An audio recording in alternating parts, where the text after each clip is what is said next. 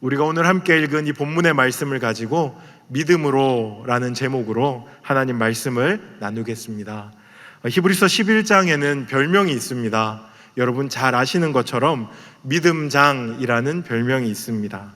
그래서 히브리서 11장은 우리에게 믿음으로 사는 삶이 무엇인지, 조금 더 구체적으로 말하면 믿음을 잘 사용하면서 사는 삶이 어떤 것인지를 우리에게 잘 알려주고 있습니다. 우리가 주일에 로마서를 통해서도 계속 믿음에 대해서 배우고 있는데요, 믿음은 자기 확신이 아니고 무모함이 아니다, 이렇게 지난주에 배웠습니다. 그래서 잘 믿으려면 믿음의 대상이 누구신지 알아야 하고 믿음의 내용이 무엇인지 알아야 한다, 이렇게 배웠습니다. 이런 믿음의 기초 위에 히브리서 11장은 믿음을 잘 사용하면서 사는 삶의 실제적인 지식과 권면을 우리에게 주고 있습니다. 오늘 본문 2절을 보면 히브리서 11장에서 히브리서의 기자가 어떤 방식으로 우리에게 믿음을 가르치고자 하는지를 발견할 수 있습니다. 2절 한번 보십시오. 2절 보시면 선진들이 이로써 증거를 얻었느니라, 이렇게 말하고 있습니다. 선진들이 이로써 증거를 얻었느니라. 부연 설명을 좀 붙인다면요, 선진들은 누구겠습니까? 선진들은 우리의 믿음의 선배들을 말합니다. 우리보다 앞 세대를 살았던 그 믿음의 사람들을 선진들, 이렇게 말할 수 있겠죠.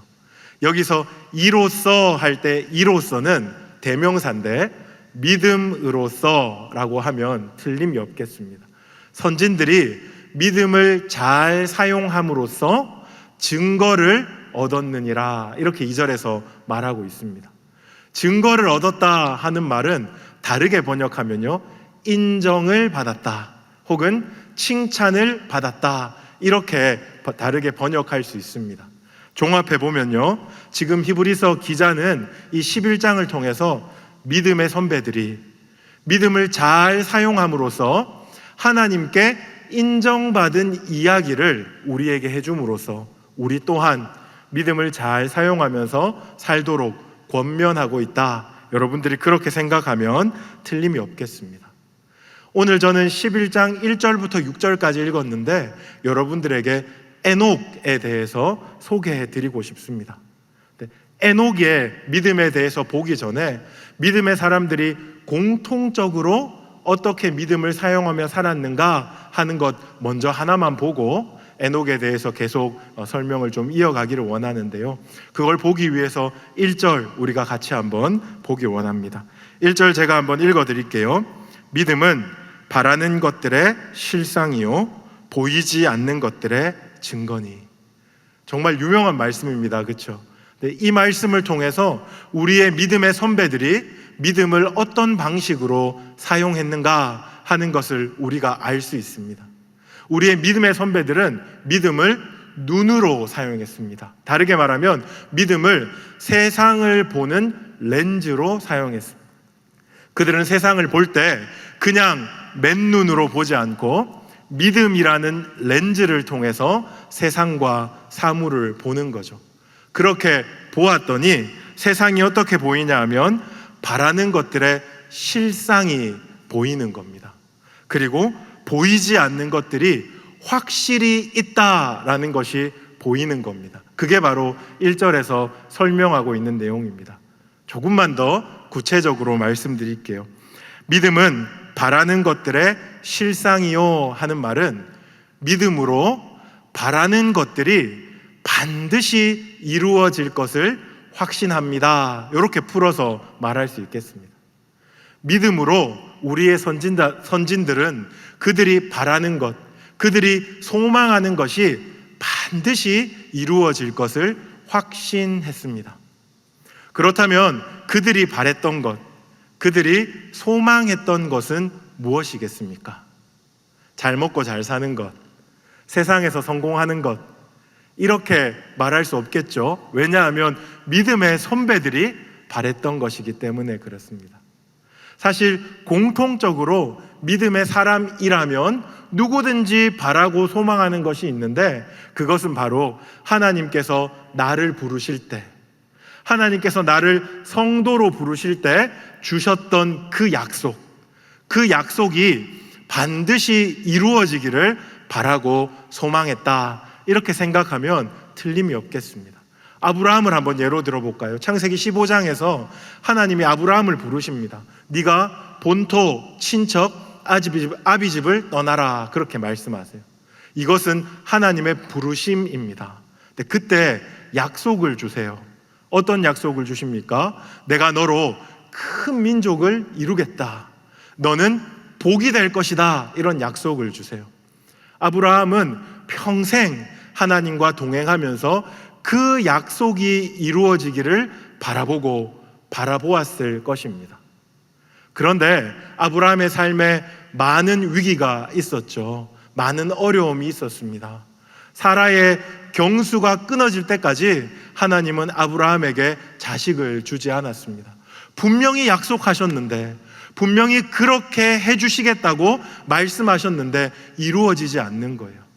하지만 아브라함은 믿음이라는 눈을 사용해서 하나님의 약속이 반드시 이루어질 것을 확신했다, 이렇게 우리가 1절에 빗대어서 아브라함의 인생을 한번 해석해 볼 수 있겠습니다. 믿음은 바라는 것들의 실상입니다. 그런가 하면 보이지 않는 것들의 증거다 하는 말은 무슨 말인가 하면, 보이지 않는 것, 다르게 말하면 눈으로 볼 수 없는 것, 하지만 실제한다라는 것을 아는 것, 그것이 바로 믿음은 보이지 않는 것들의 증거다 하는 겁니다. 믿음의 선진들은 눈으로 보이지 않지만 반드시 분명히 있다 하는 것들을 바라보고 살았다 하는 겁니다. 눈으로 보이지 않는데 반드시 실제하는 것, 그것이 무엇입니까? 편하게 말하면 영적인 세계, 영적인 실체, 이런 거라고도 할 수 있겠죠. 그렇죠? 하나님은 눈에 보이지 않으십니다. 천사와 사단도 눈에 보이지 않습니다. 영적인 체계도, 영적인 질서도 눈에 보이지 않고, 영적 전쟁도 보이지 않습니다. 천국과 지옥도 눈에 보이지 않습니다. 하지만 성도는 믿음으로써 그런 것들이 분명히 있다 하는 것을 믿고 살아간다 하는 겁니다. 말씀에서 그렇다라고 말하고 있기 때문에 그렇죠. 우리도 이 땅에서 믿음을 가지고 살아갈 때 하나님이 계시고, 눈에 보이지 않지만 영적인 전쟁이 있고, 그리고 우리가 보고 가보진 않았지만 천국과 지옥이 확실히 있다라는 것을 보고 믿고 살아갑니다. 그렇게 살아갈 때 우리 삶의 인과관계가 완전히 바뀌는 거예요. 그렇게 살 때 우리 삶의 보상 체계도 완전히 바뀌는 겁니다. 인간관계도 바뀌고요, 삶의 걸음도 바뀝니다.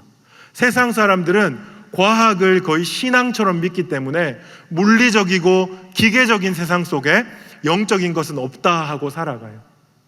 그들과 신앙의 눈을 가지고 말씀을 믿으면서 영적인 세계를 살아가는 우리들과 인간관계, 인과관계, 보상체계, 삶의 걸음이 같을 수가 없겠죠. 믿음의 선진들은 이렇게 믿음을 사용하며 믿음의 눈으로 세상을 보면서 살았다, 이렇게 히브리서 기자는 11장 믿음장을 열면서 우리에게 소개해주고 있습니다. 이걸 전제로 오늘 저는 여러분들과 함께 에녹에 대해서 한번 살펴보고 싶습니다. 에녹의 이야기는 5절과 6절에 등장하는데요, 먼저 5절 보십시오. 5절에 보면 믿음으로 에녹은 하고 에녹에 대한 설명이 나옵니다. 죽음을 보지 않고 옮겨졌으니 하나님이 그를 옮기심으로 다시 보이지 아니하였느니라. 이게 에녹에 대한 설명입니다. 히브리서 기자는 믿음으로 노아는, 믿음으로 에녹은, 믿음으로 아벨은, 믿음으로 아브라함은 하고 난 다음에 who is, 영어로 말하면 하면서 부연 설명을 해주고 있는데 그 사람의 특징에 대해서 이야기해주고 있는 거예요. 그 사람하고 관련된 가장 중요한 사건에 대해서 말해주고 있는데, 여기서는 그는 죽음을 보지 않고 하나님의 옮기심을 경험한 자다라고 우리에게 설명해 주고 있습니다. 에녹에 대해서 더 자세히 보려면 우리가 창세기로 가봐야 합니다. 여러분, 창세기 5장으로 한번 성경을 펼쳐 주시겠습니까? 창세기 5장 21절로 24절까지 본문입니다. 창세기 5장 21절로 24절까지 되게 짧은 절에 에녹에 대한 이야기가 나오고 있습니다. 저는 5장 24절을 여러분들에게 한번 읽어 드릴게요. 에녹이 하나님과 동행하더니 하나님이 그를 데려가심으로 세상에 있지 아니하였더라. 여기도 히브리서 11장 5절과 같은 내용이 등장하고 있습니다. 에녹이 하나님과 동행했는데 하나님이 그를 데려가심으로 세상에 있지 아니하였다. 우리가 하나님이 그를 데려가셨다 하는 표현에 먼저 한번 주목해 보기를 원합니다. 그를 이 땅에서 데리고 가셨다. 이것은 죽음에 대한 시적이고 완곡한 표현이 아닐까 하고 우리가 한번 생각해 볼 수 있겠죠. 그렇죠? 죽었다라는 말 대신에 데리고 가셨다 이렇게 써도 시적으로 완곡한 표현으로는 이해가 되는 것 같습니다. 그런데요, 다릅니다. 여러분이 5장 전체를 한번 빠른 눈으로 보시면 에녹 앞에 나오는 사람들, 예를 들면 게난, 마하랄렐, 야렛 같은 사람들, 그리고 에녹 뒤에 나오는 무드셀라, 라멕, 노아 같은 사람들의 죽음은 어떻게 표현되어 있습니까? 죽었다라고 표현되어 있죠. 그렇죠? 죽었다. 창세기 5장에는 어김없이 믿음의 선배들의 이야기를 하면서 죽었다 이야기를 하고 있어요. 그런데 유독 에녹만 하나님께서 그를 데리고 가셨다 이런 표현을 쓰는 겁니다. 이것은 육체적인 죽음을 보지 않고 천국으로 옮겨졌다 하는 특별한 표현이다 하는 것을 우리가 문맥을 통해서 한번 확인해 볼 수 있겠습니다. 창세기 5장에 여러분 책갈피를 꽂아 두시고 다시 히브리서 11장으로 한번 와 보십시오. 이렇게 하나님께 죽음을 보지 않고 데려감을 당한 에녹의 믿음은 어떤 것인가? 하나님이 에녹의 어떤 믿음을 인정하시고 칭찬하셨나 하는 것이 11장 5절 하반절에 나옵니다. 제가 한번 읽어볼게요. 그는 옮겨지기 전에 하나님을 기쁘시게 하는 자라 하는 증거를 받았느니라. 여기서도 증거를 받았느니라 하는 표현이 나오죠. 인정을 받았느니라, 칭찬을 얻었느니라, 이렇게 바꿔서 생각하면 틀림이 없습니다. 그는 하나님을 기쁘시게 하는 자라 하는 칭찬을 받았다, 이렇게 5절 하반절은 기록하고 있습니다. 에녹은 다름이 아니라 믿음을 잘 사용해서 하나님을 기쁘시게 하는 자라 하는 칭찬을 받았다 하는 겁니다. 그러면 에녹이 믿음을 잘 사용함으로써, 어떻게 믿음을 사용함으로써 하나님을 기쁘시게 했나 하는 것은 6절에 나옵니다. 여러분 6절 우리 한 목소리로 같이 한 번만 더 읽어볼까요? 6절 시작. 믿음이 없이는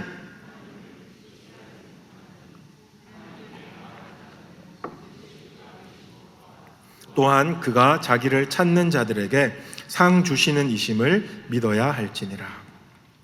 에녹이 믿음을 사용하여 하나님을 기쁘시게 했던 그 이야기를 두 가지로 우리에게 소개하고 있습니다. 6절 하반절에서 그는 하나님이 계신 것을 믿었다 이렇게 나오고요. 또한 그는 하나님께서 자기를 찾는 자에게 상 주시는 이심을 믿었다 이렇게 나옵니다. 이 두 가지 믿음의 내용 때문에 하나님은 에녹을 기뻐하셨다라고 히브리서 기자는 평가하고 있습니다. 이제 우리는 이 큰 두 가지를 함께 살펴볼까 합니다. 에녹이 하나님이 계신 것을 믿었다 할 때 그것은 무엇을 의미하는가? 또 에녹이 하나님께서 자기를 찾는 자에게 상 주시는 이심을 믿었다 할 때 그 내용은 무엇인가 하는 것을 함께 살펴봅시다. 먼저 에녹이 하나님이 계신 것을 믿었다고 합니다. 이것은 우리가 어렸을 때 불렀던 것처럼 하나님께서 저 높은 우주에 천국을 만들고 주 믿는 자들을 기다리고 거기에 계신다 하는 내용보다 훨씬 더 구체적인 내용입니다. 에녹이 하나님이 계심을 믿었다 할 때 하나님의 존재를 믿었다 하는 것과 더불어서 더 중요한 믿음이 있습니다. 여러분 다시 창세기 5장으로 한번 가보시겠습니까? 창세기 5장 21절로 24절을 여러분 눈으로 좀 빠른 속도로 한번 읽어보십시오. 그리고 거기에 반복적으로 나오는 아주 중요한 동사를 하나 찾아보십시오. 이 동사가 21절부터 24절까지 중에 가장 중요한 동사겠구나 하는 것을 한번 찾아보십시오. 뭘까요? 동행.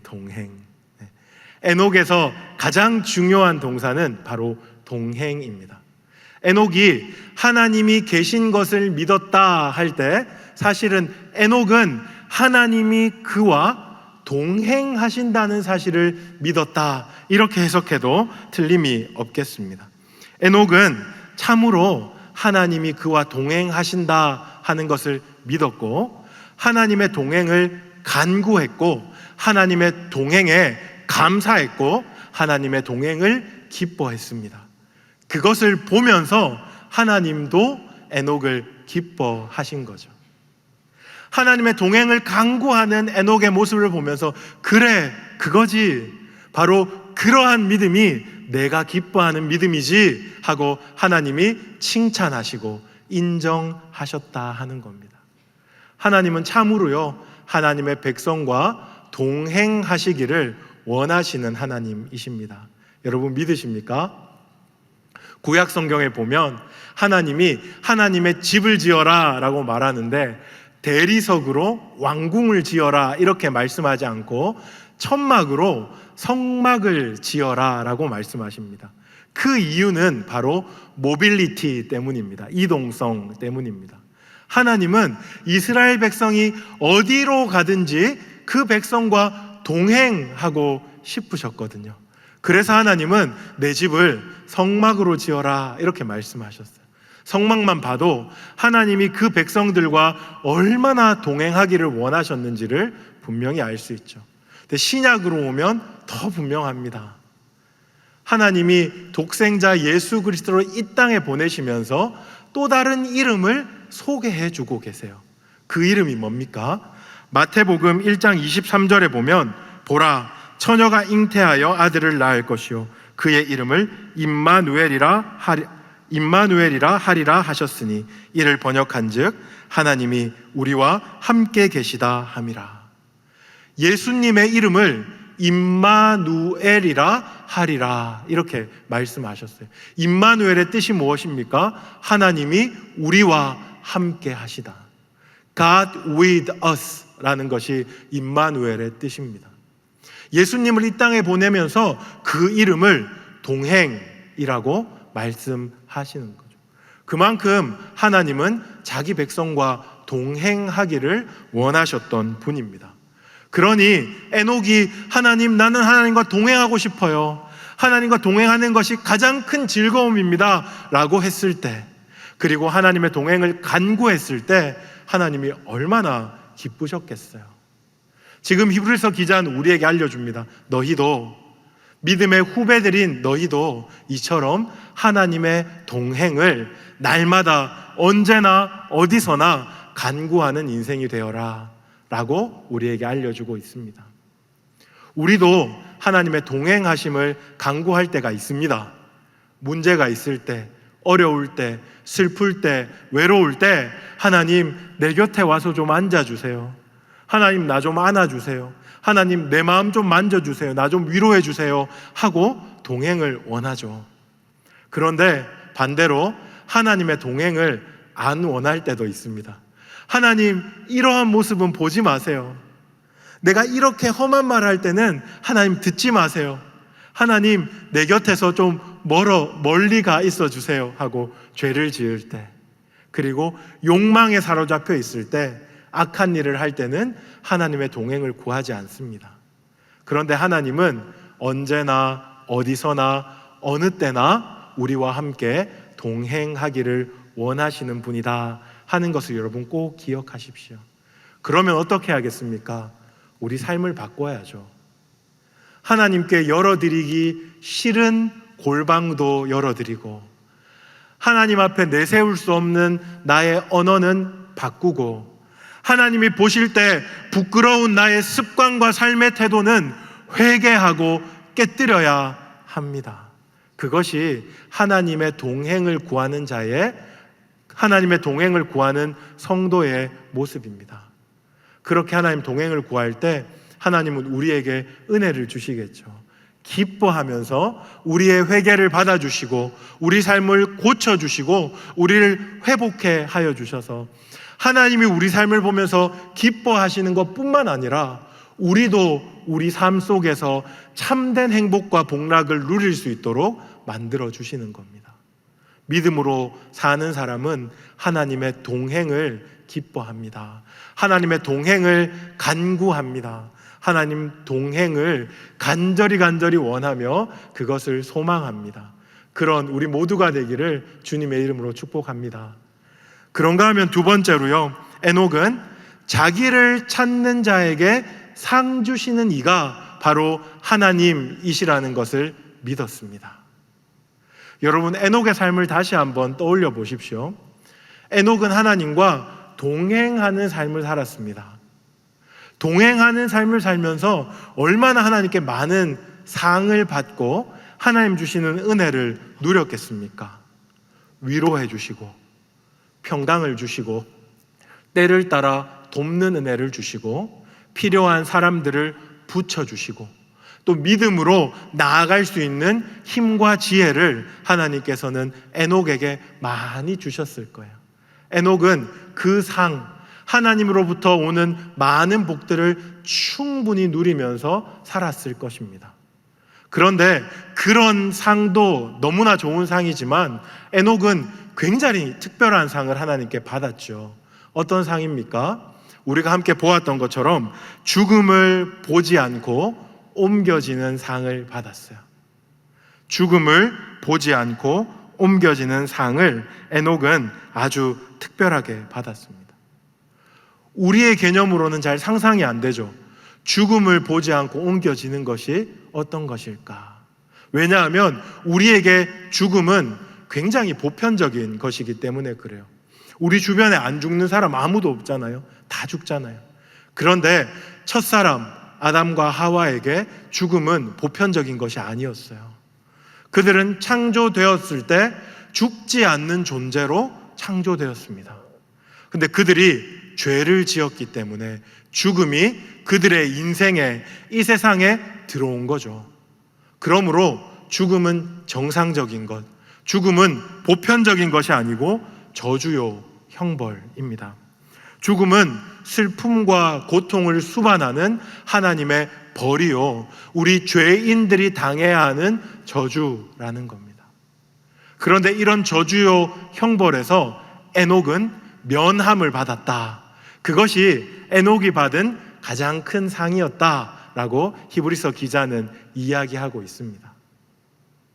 비단 히브리서 기자가 말하는 믿음의 선배들 뿐만 아니라 오늘을 살아가는 우리에게도 하나님은 상을 주세요. 어떤 상을 주십니까? 여러분도 오늘 인생을 살아가면서 하나님의 많은 위로와 또한 평강을 누리실 겁니다. 하나님의 백성만 아는 위로가 있잖아요. 세상 사람들은 절대로 모르는 하나님께서 주시는 말씀의 힘과 지혜가 있잖아요. 세상 사람들은 선택지에도 들어가 있지 않는 은혜가 열어내는 다른 길이 있잖아요. 그것을 우리는 경험하면서 삽니다. 그런데 그것뿐만이 아니라 하나님은 에녹에게 주셨던 죽음을 보지 않는 상을 우리에게도 주셨다는 것 여러분 알고 있습니까? 에녹만 죽음을 보지 않고 들려 올라간 것이 아니라 우리에게도 그 상이 오롯이 허락되어 있다는 것을 여러분들이 믿으시기 바랍니다. 그 상이 무엇인가 하면 바로 부활입니다. 부활. 고린도전서 15장 20절에서 22절 말씀인데요, 제가 한번 읽어드리겠습니다. 고린도전서 15장 20절에서 22절. 그러나 이제 그리스도께서 죽은 자 가운데서 다시 살아나사 잠자는 자들의 첫 열매가 되셨도다. 사망이 한 사람으로 말미암았으니 죽은 자의 부활도 한 사람으로 말미암는도다. 아담 안에서 모든 사람이 죽은 것 같이 그리스도 안에서 모든 사람이 삶을 얻으리라. 예수 그리스도로 말미암아 우리 구주께서 나를 위해 십자가에 못 박혀 죽으시고 다시 부활하셨기 때문에 우리에게도 더 이상 사망이 없고 영생이 있다. 이렇게 고린도전서는 우리에게 분명히 말해주고 있습니다. 구약 시절에 예수님이 오시기 전에 죽음은 저주요 형벌이었습니다. 그런데 신약에, 특별히 예수님을 믿는 우리들에게 죽음은 더 이상 저주요 형벌이 아닙니다. 하나님 나라에 들어가는 문인 거죠. 그리고 하나님 나라에 들어갈 때 잠시 잠깐 잔다, 눈을 감았다 뜨니 하나님 보좌 우편에 우리가 함께 앉아 있음을 경험하게 될 것이다 라고 신약은 끊임없이 우리에게 우리가 부활이라는 상을 받은 존재라는 것을 분명하게 이야기해 주고 있습니다. 구약에서는 이 상을 2명만 받았잖아요, 그렇죠? 에녹이랑 그리고 엘리야, 죽음을 보지 않고 가는 것. 그런데 오늘 우리는 예수를 믿음으로 말미암아 예수가 부활의 첫 열매가 되심으로 말미암아 이제 우리는 죽음에 속한 자가 아니고 영생에 속한 자가 되었다 하는 이 부활의 상이 우리 가운데 허락되었다는 것을 믿음의 눈으로 보고 살 수 있으면 좋겠습니다. 세상 사람들은요, 다 죽음이라는 것에 짓눌려서 살아가고 있습니다. 제가 중국어를 배워보니까 중국어에도 이런 말들이 많더라고요. 뭐뭐 해서 죽겠다, 뭐뭐 해서 죽겠다, 이런 말. 더워 죽겠다, 추워 죽겠다, 배고파 죽겠다, 이런 말 많더라고요. 세상 사람들은 죽음의 그늘 아래서 죽음의 지배를 받으면서 삽니다. 하지만 우리는 그렇게 살지 않아요. 우리 가운데 이미 영생이 허락되었기 때문에, 그리고 마침내 그 영생, 그 영원한 나라 천국이 우리 가운데 허락될 것을 믿음의 눈으로 바라보기 때문에 우리의 삶은 전혀 다른 삶을 살아가는 거죠. 세상의 질서가 감당하지 못하는 부활이라는 새로운 질서 속에서 이 땅을 대범하게, 담대하게, 용맹하게 하나님 사람답게 살아갈 수 있게 되는 겁니다. 근데 이 부활은 마지막 때만 있는 것이 아니고 이 부활의 영광은 우리 삶에 끊임없이 반복적으로 하나님이 주시는 상이기도 합니다. 고난이 닥쳐올 때 우리가 무엇을 기대합니까? 고난이 닥쳐올 때 세상 사람들의 눈으로, 믿음이 없는 눈으로 보면 망하는 거 아닌가, 죽는 거 아닌가, 내가 더 이상 소망이 없는 것 아닌가라고 보지만 우리는 부활 영광에 딱 기대어서 하나님께서 이 고난을 통과하면 영광스러운 상을 주실 것이다 믿고 살아가는 거죠. 로마서 8장 17절에서 18절은 이렇게 말합니다. 자녀이면 또한 상속자, 곧 하나님의 상속자요 그리스도와 함께한 상속자니 우리가 그와 함께 영광을 받기 위하여 고난도 함께 받아야 할 것이니라. 생각하건대 현재의 고난은 장차 우리에게 나타날 영광과 비교할 수 없도다. 우리는 이렇게 사망의 그림자가 아니고 부활의 영광 아래에서 살아가는 존재입니다. 에녹처럼 믿음을 사용하여 하나님을 기쁘시게 할 때 우리는 부활의 상이 우리에게 이미 허락되어 있고 마지막 때에 완성될 것이다 하는 것을 바라봄으로써 하나님을 기쁘시게 하는 거죠.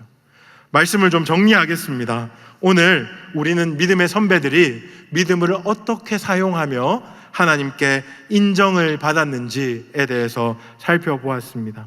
믿음의 눈을 열어서 하나님의 약속은 반드시 이루어진다. 그리고 세상은 영적인 질서 아래에 있고 영적으로 하나님께서 다스리시는 이 세상을 우리가 살아간다 하는 것을 보고 믿고 사는 겁니다. 그런가 하면 에녹이 우리에게 무엇을 보여주었습니까? 그가 계신 것과 자기를 찾는 자들에게 상 주시는 이심을 믿는 것을 하나님이 얼마나 기뻐하시는지를 우리에게 보여주었습니다. 여러분, 하나님이 우리와 동행하기를 기뻐하시는 분이라는 것 우리가 좀 믿으면서 살았으면 좋겠습니다. 고아와 같이 우리를 내버려 두시지 않습니다. 우리가 환난을 당할 때, 우리가 고난을 겪을 때도 그곳에 계시지만, 우리가 면목 없을 때, 하나님 앞에 부끄러울 때도 그 옆에 계시면서 우리의 회복과 변화를 위해서 힘주시고 함께 하시는 분이심을 믿으며 그분과 함께 동행하시기를 결심할 수 있길 바랍니다. 그리고 그분이 주시는 상을 우리가 이 땅에서 많이 누리며 삽시다.